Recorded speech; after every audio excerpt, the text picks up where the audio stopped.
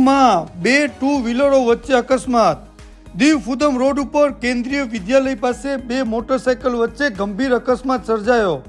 આ બંને ગાડીઓમાં 4 વ્યક્તિઓ હતા. આ રસ્તા ઉપર ઓટો રિક્ષા જે આસિફભાઈ મંસૂરીની હતી તેને રિક્ષા રોકી અને ચારેયને સરકારી હોસ્પિટલ ખસેડ્યા, જેમાં એક વ્યક્તિ યાજ્ઞિક કોટિયા ઉંમર વર્ષ 20 રહેવાસી વરાંગબારાને વધુ ઈજા થતા સારવાર માટે ઉના ખસેડેલ છે. કેસની તપાસ હેડ કોન્સ્ટેબલ દિનેશ જાદવ કરી રહેલ છે.